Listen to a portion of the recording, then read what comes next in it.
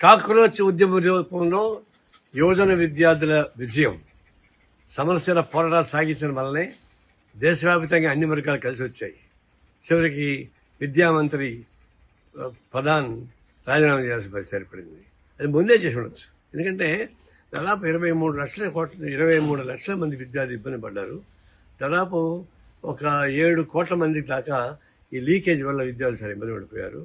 ఇన్ని జరుగుతున్నప్పుడు విద్యామంత్రి రాజీనామా చేయమని కోరితే దానికి వాళ్ళు రకరకాలుగా మాట్లాడారు, ఏదో ఎగతాళి చేశారు.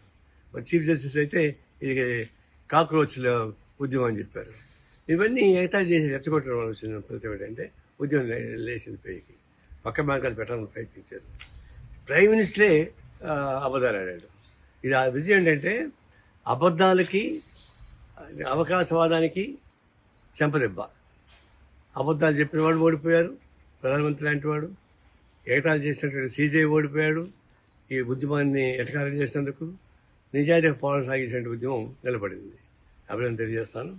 భవిష్యత్తులో కూడా ఎప్పుడు ఉద్యమాలు వచ్చినా ఆ ఉద్యమాన్ని పరిష్కారం చేసుకుని ఆలోచించాలి తప్ప ఆ ఉద్యమాన్ని అంటే అడగొట్టాలి, ఎట్లా తప్పుదారి పట్టించాలి అనేటువంటి పద్ధతుల్లో ఆలోచిస్తే ఇదే మార్గం అవుతుంది.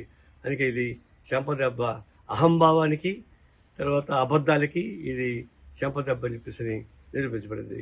ఇప్పుడు చీఫ్ జస్టిస్ ముఖం ఏడబెట్టుకుంటాడు, ఇంత ఎగతాళి చేశాడు, మొన్న కూడా ఎగతాళి చేశాడు.